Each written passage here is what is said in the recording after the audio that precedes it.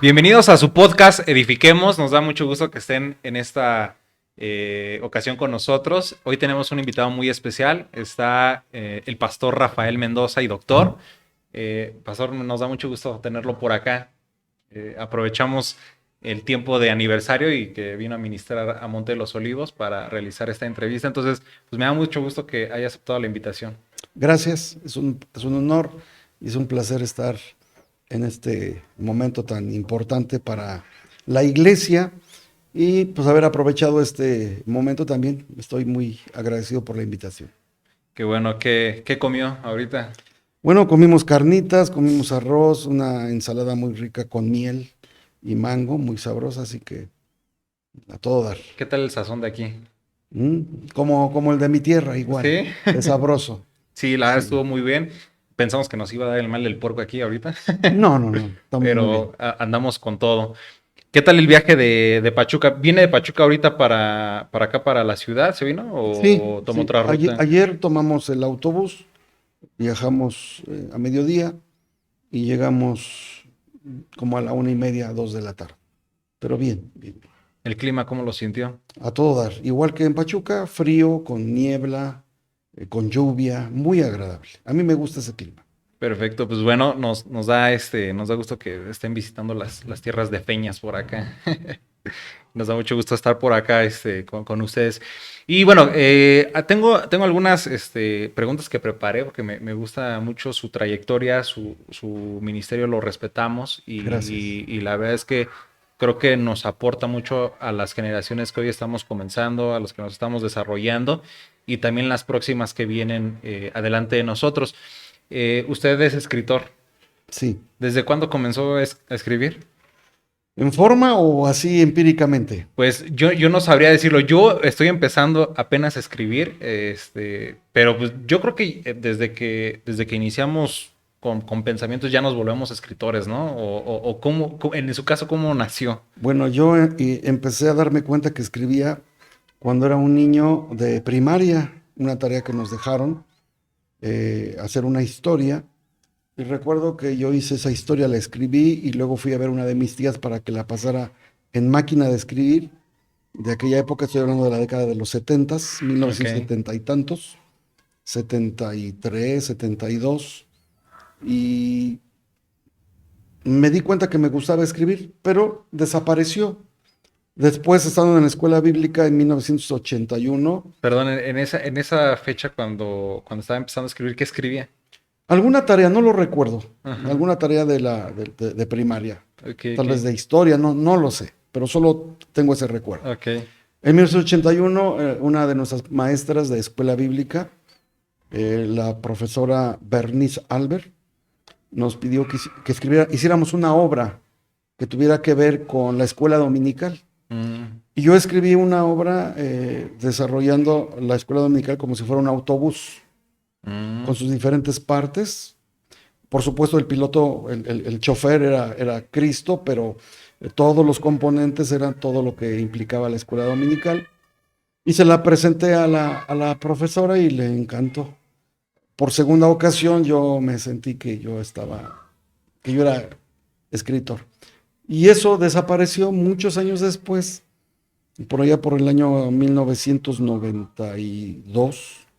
Escribí el primer libro, ahí sí, y quedó guardado. ujú. Hasta este año salió el primer libro que yo escribí, pero es el tercero que publico. Ajá. No, el cuarto que publico. Entonces, creo que fueron estos procesos y aparte uno dedicado al ministerio, no se pone a analizar hasta qué punto uno puede ser escritor. Con la pandemia surgieron 4 libros. Mm, Eh, yo fui eh, afectado por el COVID, viví una experiencia de 21 días con oxígeno y después de que salí del COVID el médico dijo que tenía que estar guardado por las secuelas, pero que no podía ni predicar, ni enseñar, ni nada. Entonces dije, ¿qué hago? Me puse a escribir. ujú. Y entonces ahí surgieron 4 libros, 4 obras. Que una hoy, me están informando, llegó a casa ya en físico, y vienen dos más que van a aparecer posiblemente el próximo año. Ok. Y una tercera que a fin del próximo año va a salir. Pero ya están publicadas, ahorita están con los editores, están con los diseñadores de imagen, pero ya es un hecho. ¿Qué ha significado para usted el escribir todas estas, todos estos temas que van relacionados a la parte ministerial eh, para el desarrollo de próximas generaciones? Yo tuve un profesor en la licenciatura, el profesor Floyd Woodward. Él recuerdo que me dijo, cuando escribas, escribe de un tema poco tratado. Ujú. Y él me dijo, revisa cuántos libros hay en las librerías cristianas sobre liderazgo. Si hay muchísimos, ¿para qué vas a escribir de liderazgo? Escribe de temas que pocos tratan. Ok. Entonces yo me di a la tarea en su momento a ver qué temas no hay, o no se tratan, o no se tocan de manera abierta. Y es así que empecé a perfilar estos temas que ahora se están presentando, ¿no? Porque también estoy intentando de no influenciar, pero sí hacer pensar a las nuevas generaciones de ministros que debemos de cambiar los estilos que traemos en cuanto a cómo desarrollar el ministerio, cómo llevar a cabo la eclesiología y cómo establecer nuestros patrones de conducta ministeriales. Hablando precisamente de la eclesiología, ¿cuáles son los temas que casi no se abordan o que no vemos tan común dentro de las iglesias? Por ejemplo, una eclesiología pentecostal. Se ha escrito muy poco desde el concepto pentecostal, lo que es la iglesia. Una cristología pentecostal. Tenemos mucha cristología, pero desde el concepto pentecostal no tenemos, si no es que casi nada. Entonces hay muchos temas. En el caso que yo he tomado, que es teología urbana, pues hay libros que hablan sobre la iglesia en la ciudad, el ministerio en la ciudad, pero son escritos por anglosajones. Ray Bucky es uno de los principales exponentes de la iglesia en la ciudad, pero Ray Bucky es un hombre que escribe desde el concepto anglosajón, y necesitamos desarrollar escritores latinoamericanos o latinos que escriban desde el concepto latino. Sí.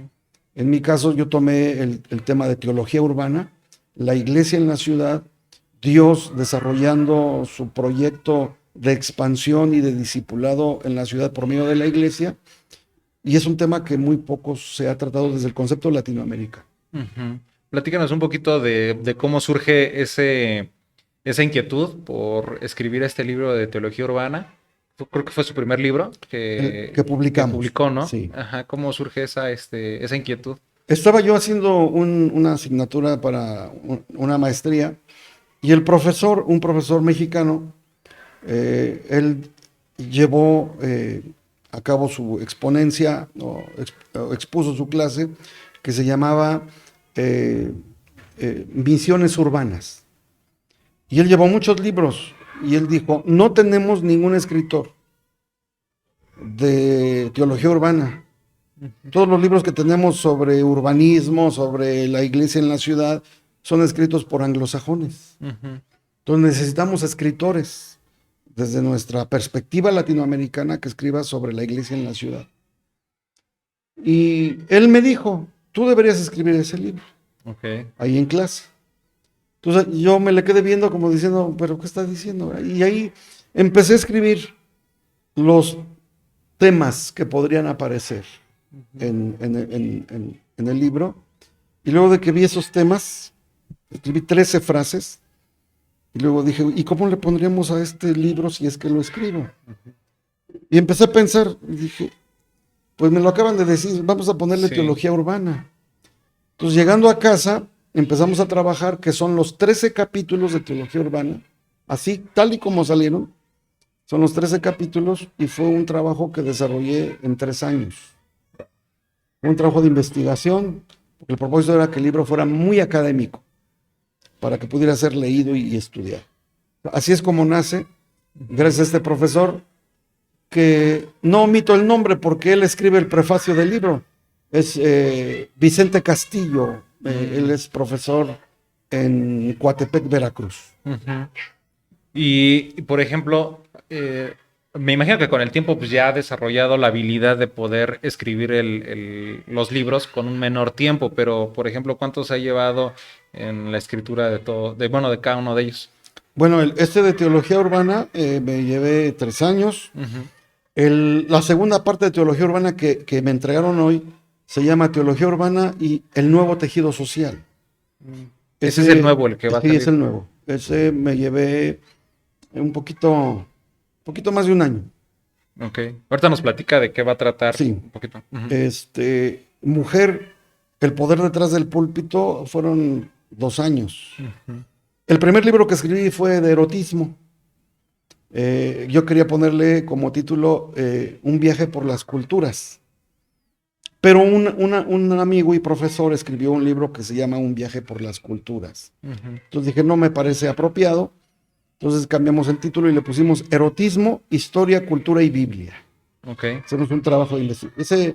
Pues como fue el primer libro, me debe haber llevado un año, yo creo. Ujú. Es un libro de investigación en cuanto a las culturas, Ujú. en cuanto a la historia sobre el erotismo.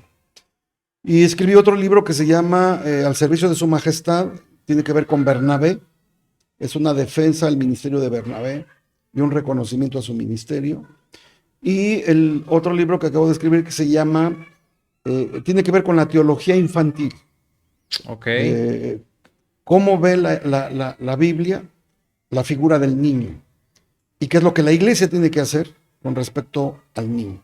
No, son muy interesantes. Ese libro va a ser un libro grande, va a ser del tamaño de una libreta profesional y tiene aproximadamente 260 páginas. Wow. Es un trabajo también de investigación. He encontrado con personas dentro de la organización o dentro del ámbito eh, que han controversiado algunos de sus libros o se han puesto en desacuerdo con los comentarios, porque regularmente a eso se llega a enfrentar el escritor, ¿no? Sí. Con las controversias, con los comentarios. Pero ¿cuáles han sido quizás esos temas que han salido acerca de los temas? Porque, pues, por ejemplo, el tema sobre el erotismo, pues, no son temas pues muy tocados, el de la mujer detrás del púlpito, pues son temas a veces muy difíciles, creo que desde esta postura publicarlos, pero también que pues llegan a salir muchos comentarios acerca de eso. Mi profesor, vuelvo a mencionarlo a él, Freud Woodward, me decía, si no estás listo para que te critiquen un libro, no escribas. Sí. Así que si vas a escribir, recibe lo que venga bueno y malo. Ok. Tuve la primera desaveniencia por parte de un estudiante que estaba en contra del capítulo 4 de Teología Urbana, porque en ese capítulo yo hago una descripción, perdón, el capítulo 2, hago una descripción del origen de la ciudad. ¿Quién es el primer constructor de la ciudad? Caín. Ujú. Y yo presento la opinión de escritores e investigadores del texto del Antiguo Testamento, donde ellos enseñan que Caín fue un malvado que terminó en el infierno. Pero encontré otra postura de gente que dice que la construcción de la ciudad de Caín implica que Dios le dio la oportunidad de redimirse y encontró la salvación. Ujú. Entonces este estudiante que tuve me dijo que eso era una herejía, que eso era una mentira, que eso iba en contra del pensamiento cristiano. Ujú. Yo le dije, bueno, yo estoy presentando dos Posturas. opiniones, dos posturas. Yo soy pastor, le dije a él, y yo siempre voy a pensar y voy a abogar que alguien tiene una puerta de salvación. Y si Dios guardó silencio ante la construcción de la ciudad de Caín, y la ciudad de Caín es un prototipo de las ciudades de refugio que después se describen en Éxodo y en Deuteronomio, entonces yo puedo pensar y quiero pensar que al final Caín alcanzó la misericordia de Dios. Porque Ujú. el nombre de la ciudad de Caín tiene de acuerdo al hebreo, implica restauración, el nombre de la ciudad, que tiene el mismo nombre el hijo de Caín. Ok. Entonces es muy probable, yo establezco, no como No como una afirmación, sí, pero como un... una probabilidad sí. que es posible que Caín encontró el perdón en el Señor. Eso ya es un asunto que hay que seguir investigando y estudiando. Eso fue lo primero que yo encontré, ¿verdad? Ujú.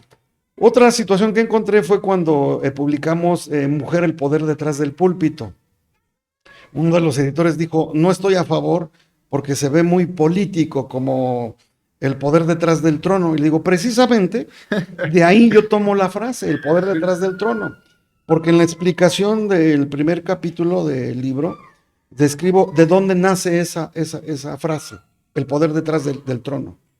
Que se habla de la eminencia gris. La eminencia gris era realmente el poder detrás del rey, el que le aconsejaba para tomar las decisiones. Y yo establezco como tesis que la mujer tiene una influencia decisiva en los hombres que desarrollan su vida ministerial en el púlpito, escritores, músicos, maestros, pastores, misioneros. Y que la esposa, en manos de la carne y en manos del enemigo, es una fuerza destructora impresionante.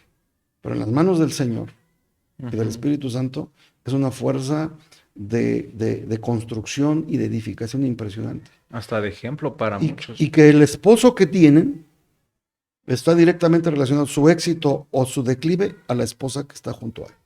Ujú. Así que, porque hay una frase que se usa mucho, ¿no? Detrás de un gran hombre hay una gran mujer. Sí. Pero ahí también en el libro establezco que esa frase no es correcta, porque la frase como tal es, detrás de un gran hombre hay una gran mujer y a su lado su amante. Entonces, pues, no va con nosotros. Sí. Y no estoy de acuerdo que detrás de un gran hombre hay una gran mujer, sino que la mujer es un elemento para destrucción o para bendición del ejercicio del ministerio de cualquier hombre. Wow. Y yo creo que sí. Bueno, he estado con varias personas aquí en las pláticas, más varones, más hombres, y creo que bueno, hay mucha influencia en la parte de la esposa para poder lograr y desarrollar un ministerio exitoso. Que Dios, claro, desarrolla al hombre, al cristiano, al siervo, pero implica mucho también la parte de la mujer. Y creo que coincide mucho con lo que usted dice, o te levanta más o te tira, ¿no? Es correcto. Entonces, ese libro, que está mencionando La mujer detrás del púlpito, no lo he podido de leer y he querido leerlo precisamente por eso. Pero creo que el ministerio de la mujer, a partir de que nosotros o Asambleas de Dios lo reconoce, eh, tardamos muchísimo tiempo, pero hay una bendición en la mujer y en su ministerio que ha desarrollado. Para usted, ¿cuáles cree que sean los principales recursos que uno debe de tener para escribir? Bueno, primero hay que leer mucho. El primer recurso de un escritor es que tiene que tener una vida de lectura, tiene que leer todo, de todo, tanto literatura cristiana como literatura no cristiana. Ujú. No tiene que tener miedo a leer nada, Ok. así sea literatura no muy correcta, pero el que esté dispuesto a escribir tiene que ser una persona que lea de todo. Y creo que son oportunidades también para tocar ciertos temas. Cuando yo era muy adolescente en el ministerio, se me prohibió leer ciertos libros porque decían, esos te van a desviar de la fe. Pero tenemos que leer todo, de todo. Ujú. Eh, no importa quién lo escriba, no importa qué tendencias tenga, no importa cuál sea el objetivo, un escritor debe saber qué es lo que están escribiendo otros, aunque vaya en contra de sus convicciones. ¿Por qué? Porque eso le va a dar una idea de lo que la gente está leyendo y lo que la gente está escribiendo. Ujú. Eso es importante. Eh, quiero dar el consejo que me dieron a mí, escribir sobre temas poco tratados. Ok. ¿Qué es lo que no se está leyendo? ¿Por qué? Hay que leerlo. Hay que empezar a escribirlo. Hay que hacer un bosquejo de temas que uno puede tratar o tocar. Son recursos que a uno le van a ayudar mucho. Por supuesto, como uno está enfocado a asuntos propios de la teología, de la Biblia, de la iglesia, pues uno tiene que pensar en temas que van a ayudar al ministerio y a la iglesia. Y aunque, por ejemplo, el libro de erotismo, pues a muchos les cayó así como, ¿pero cómo? Porque establezco ahí que el libro de Cantares es un libro erótico. Ujú, Durante muchos años se enseñó que era un libro que hablaba del amor de Dios por Israel ujú, y viceversa, o que hablaba del amor de Cristo por la iglesia o viceversa. Es decir, alegorizaron el libro, pero no es un libro alegórico, no está hablando del amor de Dios por Israel o del amor de Cristo por la iglesia. Está hablando del amor de un hombre por una mujer. Y este hombre describe el cuerpo de esta mujer que ama y ella hace lo mismo. Nos está presentando un libro absolutamente erótico ujú, y que no tiene nada de pecaminoso el erotismo, por el contrario. Dios nos hizo seres eróticos ujú, para que podamos expresar nuestro erotismo sin problemas en el entorno correcto, que es el entorno del matrimonio. ujú. Es ahí donde Dios quiere que expresemos abiertamente, sin problemas, sin vergüenza, sin temor, nuestro erotismo. Venimos de un bagaje cultural muy reprimido. Tan solo la palabra sexo, la palabra pene, la palabra nalgas, la palabra vagina, para muchos es motivo de escándalos. Inclusive usarlos en los púlpitos genera escándalo. Ujú. Pero la Biblia no. La Biblia es muy abierta y encontramos que el Dios de la Biblia es un Dios que desarrolla el erotismo en el ser humano y le da la autoridad al hombre para que la desarrolle. Y quiero culminar con este pensamiento. El primer capítulo nos presenta un asunto erótico. El hombre y la mujer estaban desnudos, Ujú, expresando, manifestando, descubriendo su erotismo. El último capítulo, y serán echados al lago de fuego los homosexuales y los adúlteros. Dos personas o dos grupos de personas que expresaron su erotismo de manera inapropiada. ujú, Entonces, si leemos todas las páginas de la Biblia, vamos a encontrar que el tema del erotismo es un tema normal y común, ujú. pero nuestra vergüenza, nuestra falta de criterio, nuestra falsa espiritualidad y nuestra hipócrita religiosidad nos lleva a no tocar esos temas, cuando son propios de la vida del ser humano. Yo soy el resultado de una manifestación erótica de mis padres. Ujú. Tuvieron relaciones sexuales. La Biblia lo avala así, porque se casaron y tuvieron su familia. Eh, yo aprendí a conocer mi sexualidad de niño explorando mis genitales. ¿Quién me enseñó? Mis padres, a conocerlos por nombre. Es decir, yo tuve una educación sexual donde fui educado para conocer y darle el nombre correcto a mis genitales. Entonces, esta falsa modestia, esta falsa espiritualidad nos ha llevado a hacer del sexo un tabú cuando la Biblia no lo establece así. Entonces tenemos que ser abiertos en ese sentido.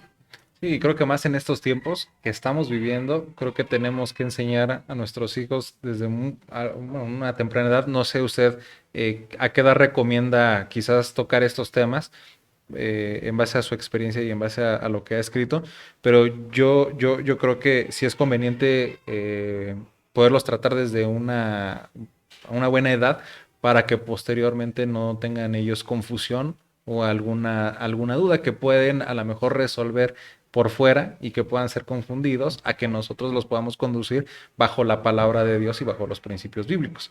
Es Pero no sé correcto. usted, por ejemplo, a qué edad lo recomienda.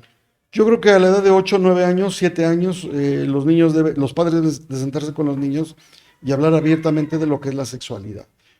Con anticipación enseñarles los nombres de los genitales, cómo se llaman, pero ya a los 7, 8 años, ya con más apertura, el padre, la mamá enseñar lo que es la sexualidad, tanto masculina como femenina, para que los niños puedan ser ordenados y educados en ese sentido. Ok. Esos recursos que usted nos ha dicho acerca de el leer que el escritor debe de leer todo lo que puede y lo que esté a su alcance, pero también la parte de poder descubrir qué temas no se han tratado, quizás pueden ser propios, ¿no? Y que puedan estar a mi alcance, pero qué otros recursos que a lo mejor no están a nuestro alcance pudiéramos también considerar para poder llegar a escribir un libro. No sé, me imagino a lo mejor temas de editorial, no sé, creo que es a lo mejor un recurso muy importante que nosotros tenemos que tener, no sé, quizás los recursos económicos, ¿qué otro tipo de recursos se tienen que considerar también para poder desarrollar un libro? Tenemos la ventaja ahora que hay muchas casas editoriales que andan a la casa de escritores con obras hechas. En el sentido económico, tal vez no haya tanta problemática.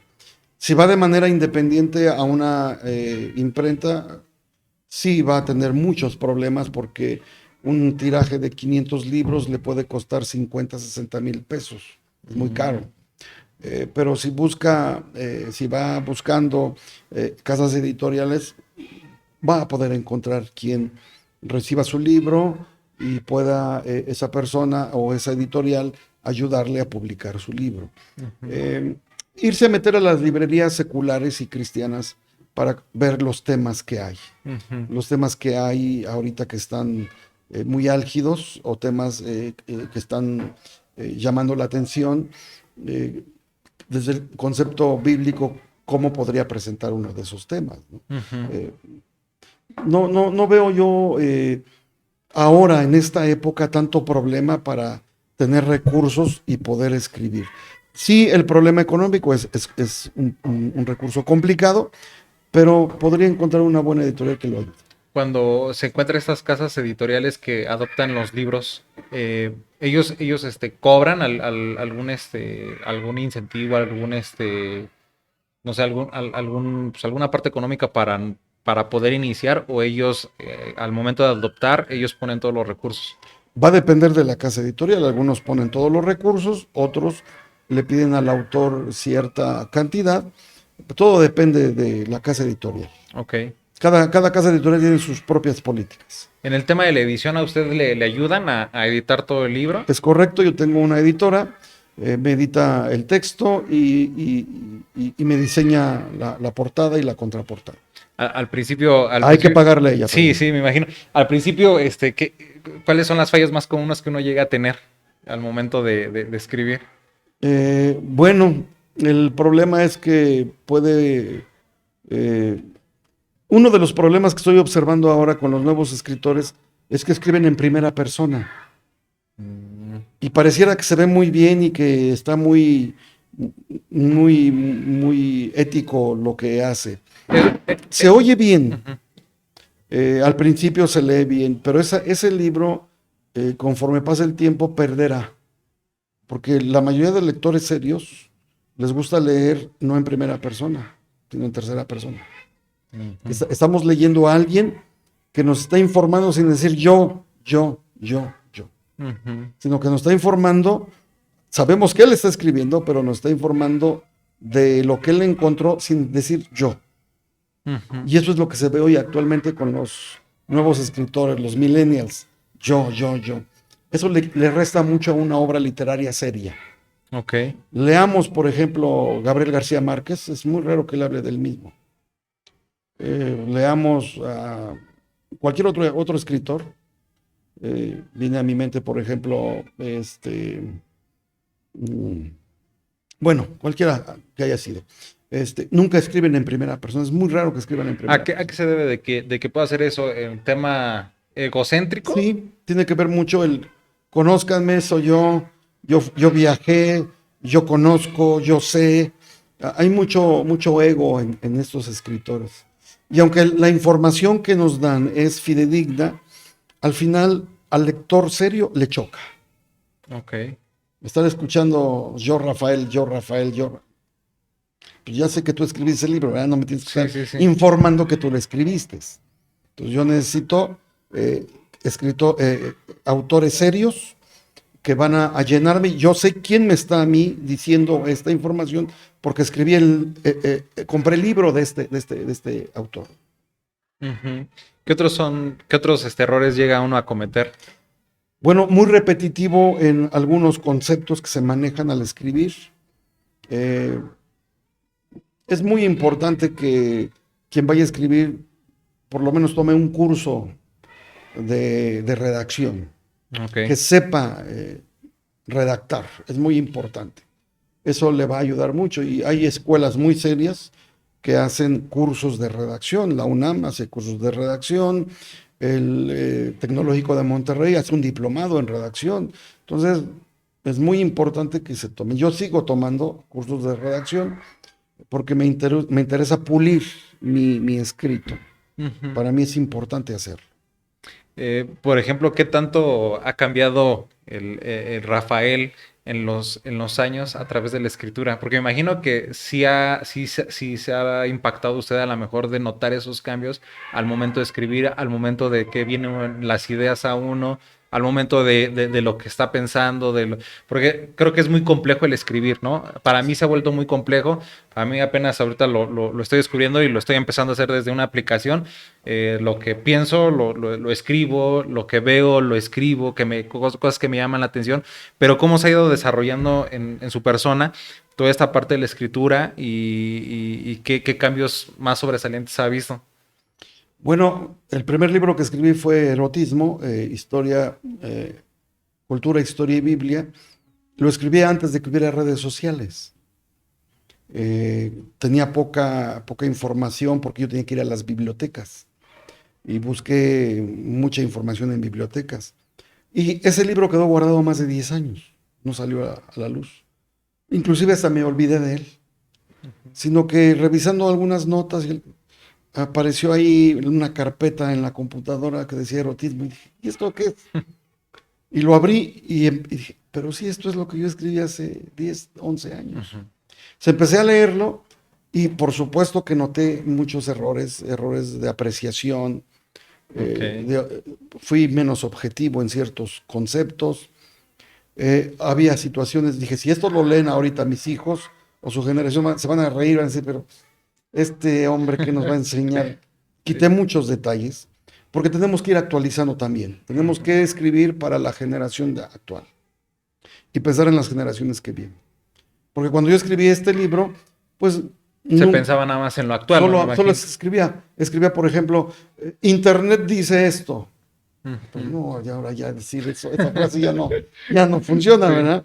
Ahora son redes sociales, son plataformas digitales. digitales, etcétera, etcétera. Entonces sí, hay cambios, se vuelve más selectivo en frases, en conceptos, eh, ya deja al lector más seguro de lo que lee porque uno busca la fuente de lo que uno dijo. Se deja uno de escribir más de lo que yo creo o de lo que me dijeron a lo que está plasmado en algún documento científico o un documento histórico y se cita al autor, se Ujú. cita a los autores. Es muy importante, eso sí, y eso sí lo aprendí desde el principio, cuando yo voy a citar a alguien o voy a citar una frase, tengo que poner quién lo hace. Si no, estaría yo cometiendo plagio. Ujú. Tengo que decir una frase, por ejemplo, la silla en el jardín es verde porque se sentó ahí el gato a comer gelatina verde. Yo tal vez lo leí en algún momento y lo escribí así, pero yo sé que lo leí en algún lugar. Entonces yo debo, por rigor académico y por respeto a otros autores, buscar Ujú. el autor, dónde lo escribió y citarlo ahí. Como dijo el autor, la silla blanca o verde, Ujú. el gato. Entonces, eso es bien importante. Yo he dejado de escribir lo que yo creo que leí. Antes de escribirlo, mejor busco dónde lo leí para poder citar. Ok, Porque si yo lo plasmo como si fuera mi idea, yo estoy cometiendo plagio. ok. Debo reconocer siempre a los autores. Porque cuando yo leí este libro, pues es que se dice, no, como que se dice, así un autor serio no escribe, se dice, no, hay que ir a la fuente. Y la fuente es esta. Como dijo. Por eso en los libros va a encontrar mucha bibliografía, Ujú. porque estoy citando personas, obras, eh, tal vez páginas eh, virtuales. Ujú. Eso habla de la seriedad del trabajo. Sí, y creo que de alguna forma, bueno, ahora escuchándolo ministrar ya durante 2 ocasiones, no había tenido ese gusto, pero escuchándolo ministrar durante estas dos predis, pues se llega a notar que lo que escribimos a veces ya lo empezamos a plasmar dentro de nuestros sermones, ¿no? Porque ya nuestros sermones no son iguales. De hecho, yo creo que con el tiempo llega a pasar lo mismo que cuando uno llega a desarrollar un sermón. Ya con el tiempo vuelves a tomar el tema, pero desarrollas más ideas, desarrollas más conceptos y te apoyas de los escritores de la Biblia o inclusive escritores, bueno, perdón, comentaristas bíblicos, ¿no? Sí. Entonces yo creo que sí uno va desarrollando con el tiempo esas tácticas o diría tips, ¿no? Estilos. Estilos. Por Ajá. ejemplo, y ahorita que acaba de señalar esto, yo usaba mucho el cosismo en el primer libro que escribí, y porque ese es algo propio de nuestro vocabulario. Ujú. Tráeme esas cosas, fui por estas cosas. Y eso lo plasmaba en el documento, pero el cosismo no me lleva a nada. Entonces, cuando yo empecé a leer, yo dije, pero ¿qué cosa es esta cosa, verdad? Repitiendo cosa, la Sí. palabra cosa. Entonces empecé a quitarlo por decir, este, esta acción ayuda, ya no escribo, ya no me ayuda para mis cosas, sino me ayuda para tener una mejor comprensión de quién es ella. Ok. Entonces ya le doy sentido. Ujú. Quitamos el cosismo, quitamos el etcétera, porque el etcétera, Y mejor creo que es pongo, lo más común, ¿no? sí, es En lo los más, libros. sí. Eso, al desaparecer eso, uno empieza a darse cuenta que ya no usa las palabras así, cuando uno habla, o cuando uno predica, o cuando uno enseña. Hay una frase muy común en los predicadores, más sin embargo, o es más o es sin embargo, pero no son las dos. O también se subió hacia arriba, o se bajó Se bajó. abajo. Y eso a veces se plasma como algo normal, como si fuera, eso es basura, y eso hay que quitarlo. Es la paja de la escritura, la basura de la escritura hay que quitarlo para pulir el escrito. Entonces, eso ha hecho estos cambios. ¿Cuánto tiempo le dedica al día a escribir? Va a depender de mi estado de ánimo, pero podría ser que una mañana me levanto, me arreglo, desayuno, me siento a las 9 de la mañana y solo me paro cuando me mandan llamar a comer. Pero me tienen que mandar a llamar a comer 3 o 4 veces. Detengo lo que estoy escribiendo, termino de comer, regreso y no paro hasta que me mandan llamar a cenar. O a veces digo, nada más tráiganme aquí un café, un vaso de leche y sigo. Ujú. Y puedo dormir a las 2 3 de la mañana y irme a dormir. Me levanto al otro día y sigo con el mismo tren. Puede pasar una semana, 2, 3, 4 o Ujú. 5 semanas sin parar. O puede suceder que lo que me sucedió hace poco, me levanté en la mañana, desayuné, me paré, me senté ante la computadora y di la primera tecla y me dio sueño. Dije a mi esposa, me voy a dormir. Me dormí y desperté a las 4 de la tarde. Desperté a comer, comí y empecé a escribir y no paré hasta las 3 de la tarde, de la mañana. Me dormí, sí. Va a depender mucho del estado de ánimo, va a depender mucho de mi físico, de mi mente. No tengo yo un orden. Va a depender de mis responsabilidades. Tengo Ok. que predicar, preparar sermones, preparar enseñanzas, salir a dar clases. O sea, hay muchos factores. Por ejemplo, mañana empiezo yo a leer una obra que ya terminé de escribir. Voy a leer para limpiar la paja, la basura, irla quitando. Porque yo escribo así, como estoy hablando, Ujú. escribo. No me detengo, pongo puntos y comas todo, pero luego hago una segunda lectura para ir quitando la basura. En esta primera, eso quisiera detenerme. En esa primera, quizás, este, Acción. ronda, Ok. en esa primera ronda, uno escribe, o lo más recomendable es escribir ya con comas, con puntos, o No, escribirte de no. lleno. Con comas, puntos, acentos, todo. Bueno, yo en mi caso, por ejemplo, me he encontrado que cuando voy con la coma, porque todavía no logro desarrollar ese talento, creo que sí se desarrolla el talento, pero cuando empiezo a escribir y voy con los puntos, con las comas, voy perdiendo ideas. Bueno, puede ser en mi caso, ¿no? No sé en el caso de los que nos están escuchando, pero, por ejemplo, para usted, ¿qué sería lo más recomendable? ¿Seguir seguir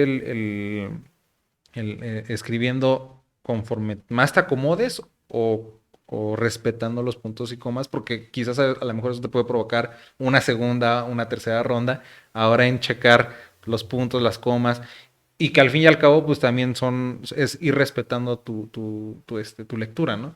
Puede depender cada quien tiene su estilo, pero conforme va pasando el tiempo, uno va ya empezando a poner puntos y comas, punto y coma, punto seguido, punto final. ¿Por qué? Porque eso le va a ayudar a futuro para no dar una segunda, tercera o cuarta revisión. Ujú, Y las ideas sí se llegan a escapar, ujú. pero luego regresan. Ok. Eso es lo que yo he descubierto. O una palabra, ¿qué palabra debe de ir aquí? Y está pensando Sí, sí. uno. Y a veces se va, bueno, después la escribo. Y luego llega de repente, aquí está. Ujú. Entonces va a depender de estilos. Además del estado de ánimo, hay lugares que son preferibles para poder escribir. Por ejemplo, me refiero quizás a lo mejor en un parque, quizás a lo mejor en la playa. No sé, hay lugares específicos donde usted recomiende irse a escribir. Pues yo estudio y escribo ahí en mi recámara, junto a la ventana. Yo puedo ver los árboles del jardín. Tengo árboles ahí de manzana, de durazno, de ciruela, un limón, peras, así que pues yo estoy muy tranquilo ahí. No me sentiría muy a gusto en un parque porque hay gente caminando, corriendo. No tengo problemas si me estorban, pero creo que el escritor debe buscar el lugar donde mejor se sienta. Ajá. Yo he tratado de hacerlo, inclusive cuando llego a ir a la montaña, a la playa. No, Ujú. yo si voy a la montaña o a la playa voy a ese lugar, no voy a escribir. Sí, sí, sí. Así que para mí es mucho más tranquilo desde la recámara de la casa escribir. Bueno, si nos puede presentar sus libros que trajo para que nos dé una reseña de lo que tratan cada uno. Claro que sí. Este es el libro, el primer libro que escribí y el tercero el cuarto que publiqué, Erotismo, Historia, Cultura y Biblia. Este libro se divide en tres partes. La primera parte es una descripción del erotismo en diferentes culturas. Por ejemplo, hablo de cómo manejan el erotismo en la cultura china, entre los hinduistas o los hindús, eh, en algunas culturas mesoamericanas, el erotismo en la época de la prehistoria, este, el erotismo en la época victoriana, por ejemplo, también, entre los puritanos, que los puritanos no eran tan cerrados al erotismo, eran muy abiertos, contrario a lo que se piensa, porque a veces la gente dice, tú eres muy puritano, como diciendo eres muy cerrado. Pues fíjense que no, los puritanos eran muy Abiertos. abiertos en cuanto a su sexualidad. Es la primera parte. La segunda parte hago una descripción del libro de Cantares. Y en esa segunda parte presento las diferentes escuelas de interpretación del libro de Cantares. Hay escuelas de interpretación que muchos no conocían, cómo es que ellos interpretan el libro de Cantares. La mayoría tratan de sublimarlo y de espiritualizarlo, porque tenemos que recordar que mucho de la cultura cristiana denigra al sexo, ve al sexo como pecaminoso. Ujú. Tal vez tenga que ver con el concepto católico de que la sexualidad es mala, no es buena, y de ahí parte una doctrina muy importante entre ellos que es María siempre virgen. Para ellos, que María hubiese tenido una vida sexual activa es reprobable, porque el sexo es visto como algo sucio. Ujú. Y muchos grupos evangélicos siguen esa misma temática. Ok. Bueno, aquí nos habla de las diferentes escuelas de interpretación del libro de Cantares y también las diferentes tesis de enamoramiento. Y la tercera parte nos habla de una teología de la sexualidad. Cómo es que la Biblia presenta la sexualidad y cómo debe de desarrollarse. Ok. Es un libro enfocado al matrimonio, es para consejeros, para jóvenes, para jóvenes, para consejeros y pastores de jóvenes y para consejeros de matrimonio. Esto les va a ayudar mucho. Muy interesante. Tenemos este fue el segundo libro que publiqué, Mujer, el poder detrás del púlpito. Es una defensa al ministerio de la mujer. La mujer en muchas culturas y en muchos grupos evangélicos no es respetada ni dignificada como ministro del evangelio. Inclusive se usan algunos argumentos como que Jesús no estableció apóstolas, sino que estableció apóstoles. Pero el capítulo 4 de este libro es una defensa a la mujer desde la óptica de Jesús. Describe cómo Jesús trató a la mujer. Y Lucas en particular describe describe una tesis, una teología en beneficio de la mujer. Sobre la relación de Cristo con la mujer. Y hace un contraste el capítulo 4 entre la visión judía de la mujer y el concepto de Cristo. Y ahí presenta un problema que hasta nuestros días existe. El concepto del Talmud y el concepto del Torah con respecto a la mujer. Porque los ministros de la época de Jesús le daban el mismo valor a la Torah que al Talmud. El Talmud eran los comentarios judíos sobre el Antiguo Testamento. Era una recopilación de comentarios escritos por rabinos importantes, influyentes, pero que para el grosor de los ministros tenía el mismo valor que la Torah. Como hoy hay muchos grupos que tienen, la Biblia tiene el mismo valor que, por ejemplo, el reglamento o la constitución de su organización. Y no es así. Entonces Jesús dice y establece que es más valioso lo que dice la Torah, que son los primeros 5 libros de la Biblia, que lo que dice el Talmud. Por eso el Señor les dice sus tradiciones, haciendo referencia al Talmud, y sus escritos los han desviado. Entonces el capítulo 4 es una defensa de Cristo hacia la mujer y cómo la dignifica. Okay. Así que este libro tiene el propósito de reconocer el ministerio de la mujer, de aceptar desde el concepto bíblico que la mujer es igual de valiosa que el hombre y que tiene las mismas capacidades que el hombre y que tiene el mismo llamado, pero que tiene diferentes formas de desarrollar su ministerio y ministerio que debe ser respetado. Y tenemos este otro libro que es Teología Urbana. Es la presencia de Dios en la ciudad por medio de la iglesia. ¿Cómo es que la ciudad debe ser ganada por medio de la iglesia? Okay. Este libro se ha convertido en libro de texto de muchas escuelas académicas. Lo estudian misioneros, lo estudian pastores, lo estudian personas que aman a su ciudad. Hay una idea también equivocada de que la ciudad debe enfrentar el juicio, que la ciudad es donde está lo peor, que la ciudad es donde está el narcotráfico, el tráfico, el trata de blancas, que la ciudad merece el juicio de Dios. Pero la Biblia nos habla que la ciudad es donde el hombre encuentra la gracia de Dios, la misericordia de Dios. Wow. Y es que la iglesia tiene la tarea de convertirse en una entidad social que transforme la ciudad. Así que es un buen libro. Wow, pues se escuchan muy interesantes para todo aquel que los quiere leer. Yo ya leí el de Teología Urbana y el de COVID. Ese ya, creo que ese no lo trae. No lo trae. Ese también está Espiritualidad muy bueno. En tiempos de COVID. En tiempos de COVID. Muy bueno también. Yo ya leí esos dos. ¿Dónde los podemos encontrar para que los compren? Bueno, pueden encontrarlos en Amazon, pero Amazon los da un poco caritos. O pueden ir directamente con un servidor, pueden acercarse conmigo. En mis redes sociales me pueden encontrar, Rafael Mendoza Vital, o ir directamente a la página de Facebook de Teología Urbana, ahí también pueden solicitar. Perfecto, muy recomendables y buen precio. Gracias. A muy, muy buen precio. Bueno, pasando a otro tema, ¿qué habló Dios precisamente de este libro que escribió, Espiritualidad en tiempos de COVID? ¿Qué habló Dios a su vida en esta pandemia? Ese libro fue el resultado precisamente de cómo enfrentamos el COVID como familia. Bueno, el libro algo enseñó y algo muy fuerte que para muchos posiblemente les genere un problema. Y eso lo presento en el libro de Teología Urbana, el nuevo tejido social. El libro, la pandemia nos enseñó que no necesitamos al templo. El templo no es importante la iglesia. Ujú. Que el domingo no es el día del Señor.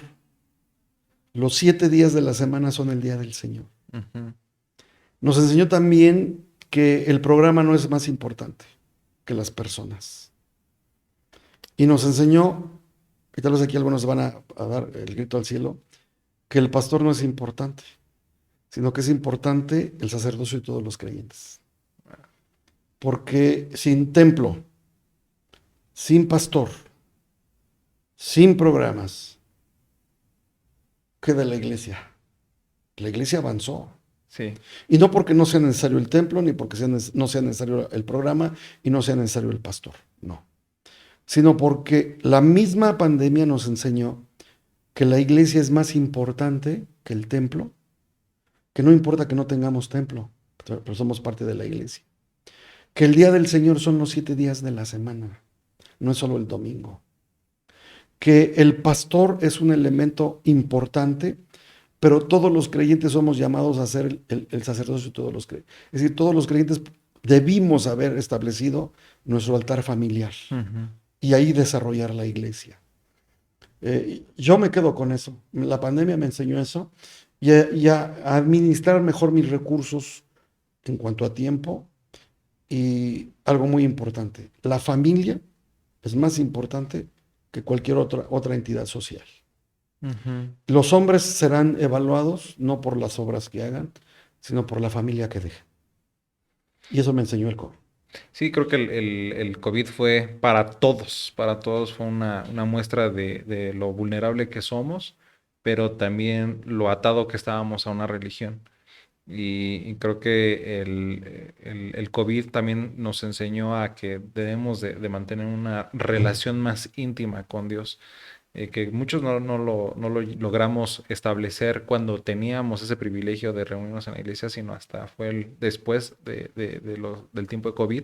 En mi caso fue así, ¿no? En mi caso era preparar enseñanzas, era establecer los programas, establecer los servicios, pero no había establecido una relación con Dios y creo que eso fue, en mi caso, lo que más aprendí, ¿no? Pero en su caso, por ejemplo, pues sé por lo que nos platicó que estuvo enfermo y creo que en ese tiempo también Dios estuvo ministrando. En algún momento pensó que iba a partir. No, no y sí, le voy a explicar. Yo tengo una filosofía de vida con el Señor que yo sé, voy a tener una convicción cuando yo me vaya a ir. Eso lo tengo claro. Dios va a darme eso en mi corazón. Y cuando enfrenté la enfermedad, un espíritu de muerte llegó a rondar ahí. Y yo sabía que no era mi tiempo. Así que yo oré a Dios y reprendí ese espíritu de muerte, lo expulsé de casa, del lugar donde yo estaba, no porque lo expulsé en el nombre del Señor. Pero no, cuando el médico me dijo, los médicos manejaron con mucho tacto el asunto del COVID, porque ya era una psicosis en ese momento. Entonces ellos dijeron, usted tiene una neumonía atípica, que era COVID. Ujú. Yo ya había leído mucho sobre el COVID, cómo estaba desarrollándose en el mundo y lo que estaba generando. Cuando el médico me dijo, usted tiene neumonía típica, no me espanté, porque si algo leí sobre los médicos y científicos que estudiaron del COVID es que la gente que se espantaba, que tenía miedo, que se angustiaba, generaba en su cuerpo eh, toda la preparación para que este virus se diseminara más rápido. Ok. Entonces, las emociones generaron en muchas personas que el COVID se multiplicara. Y sabemos ahora que mucha gente murió de miedo, Ujú. porque al darles miedo, su cuerpo prácticamente le dijo al COVID, bienvenido. Cuando el médico me dice a mí, usted tiene neumonía típica, dije, es COVID. No me espanté, no me angustié, me desesperé. Dije, ok. Le dije al médico, me pongo bajo su autoridad y hago lo que usted me diga. Así que yo seguí todas las indicaciones médicas. Llegó el oxígeno, llegaron los medicamentos, muy caros, por cierto. No tenía dinero, pero yo dije, bueno, Señor, tú eres el que me vas a sostener aquí, como siempre lo has hecho. Y gracias a Dios, muchas personas que supieron de mi situación empezaron a enviar recursos. Y los recursos terminaron cuando terminó todo mi proceso eh, de, de, de enfrentar el COVID. Ujú. ¿Cómo es ahora la vida de Rafael Mendoza antes y después del COVID? Más bien, ¿cómo es después del COVID? Ministerialmente. No, no soy apasionado ya. Yo acuñé una frase hace muchos años. El ministerio es algo tan serio que no hay que tomarlo en serio. Pero nunca lo había aplicado a mi vida hasta ahora. Ahora estoy más tranquilo, no me angustio tanto, no me desespero tanto. Soy más cuidadoso en mis tonos de voz, porque yo no me había dado cuenta que yo a veces usaba tonos de voces muy altos y parecía que estaba enojado o que estaba molesto o que estaba regañando. Ahora ya modulo más el tono de voz, ya mis relaciones ya son más pacíficas, ya no peleo batallas que no sean mías. Si alguien me ofende, no lo tomo personal. Ya estoy en otro ámbito. Sí, sí, sí, se lleva curtiendo uno de tanto, Sí, ¿no? sí. Y, bueno, para ir finalizando esto, yo sé que el tiempo lo tenemos un poquito limitado, pero me gusta mucho una de las filosofías que usted utiliza y creo que es muy cultural de poder dejar como pastor a cierta edad la obra por el bien de la iglesia y por el bien de uno. En su caso, me gustaría que nos platicara un poquito de esto, cómo ha logrado practicar ya al día a día esta filosofía de ministerial de en mi tiempo yo hice y en su tiempo pues ya otros van a hacer, ¿no? Porque ahora ya no es un pastor que esté al 100% dedicado en la obra, sino tiene pastores asociados dentro de sus congregaciones, pero cómo ha ido madurando en todo este legado de dejar que comiencen las nuevas generaciones. Yo empecé mi primer pastorado a los 16 años. Tengo ahorita 59 años. Entonces, Ah, pues cuando uno es joven, adolescente, joven, uno hace y actúa y se mueve y se maneja por todos lados. Pero en mi viaje de vida personal, yo vi muchos pastores que terminaron a una edad mm, de manera muy triste, enfermos, abandonados, sin dinero, casi casi pidiendo limosna. Y eso fue muy triste y muy duro. Yo siempre me dije, yo no quiero terminar así. Muchos murieron predicando en el púlpito. Les dio un ataque al corazón. La presión de la iglesia, la presión de no comer ordenadamente, los llevó a tener estos problemas. Muchos murieron por ataques al corazón, dejando a la esposa y a los hijos en orfandad. El hermano Alfonso de los Reyes, en su ponencia eclesiológica, en su ponencia ministerial, eh, él escribe y dice, es bueno que el pastor tenga su propia casa. Gracias a Dios porque las iglesias nos dan una casa pastoral, pero el pastor debe tener su propia casa. Porque hemos visto que cuando el pastor fallece, y eso lo escribo en Mujer, el poder detrás del púlpito, el pastor fallece y le están pidiendo la casa pastoral a la esposa y a los hijos. Y él nunca proveyó para su esposa y sus hijos. ujú. ¿Qué pasa con esas esposas, con esos hijos? Se quedan en la orfandad. Entonces, eh, yo vi todos esos detalles y dije, yo no voy a permitir que mi esposa termine así o mis hijos. Tengo que prepararme para ellos. Entonces, conforme fui desarrollando mi ministerio, Dios nos regaló una casa, lo puedo decir así, nos la regaló, la arreglamos, la preparamos, donde actualmente vivimos, y fui preparando a gente a mi alrededor para que empezara a tomar mi lugar. En este caso, mis hijos recibieron el llamado al ministerio y los he estado enfocando. Hay jóvenes que han llegado a mi ministerio y los he tratado de preparar en la medida que me lo permiten. Porque hay que legar. Hay un momento donde uno tiene que decir punto final Ujú. al ministerio pastoral, no al ministerio. En el Antiguo Testamento tenemos el ejemplo de los ministros levíticos. Dios estableció edad de inicio, 30 años, edad de finalizar, 50, 55 años.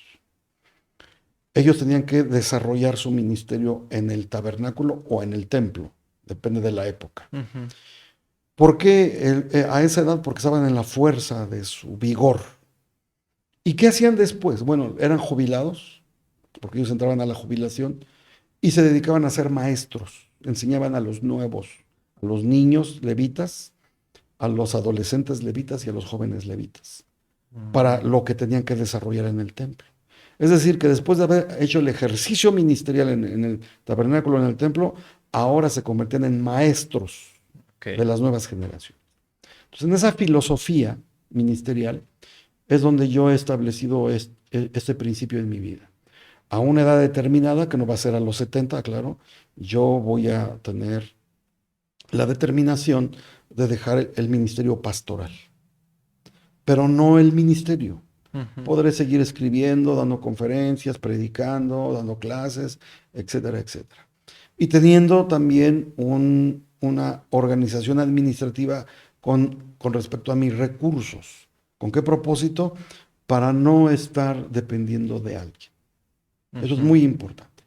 Ok, pues muchas gracias. Algo más que quisiera, bueno, vamos a dejar un pendiente, un segundo podcast, pero ¿qué le diría a las nuevas generaciones de líderes que están comenzando a levantar? Bueno, yo les diría que se preparen, no se confíen en que su papá y su mamá los va a sostener, confíen en que Dios los va a sostener. Prepárense, estudien una carrera secular, hagan una licenciatura, una maestría, un doctorado, estudien una carrera ministerial, hagan una licenciatura, una maestría, un doctorado, es decir, prepárense, aprendan a actualizarse, aprendan a leer a las nuevas generaciones.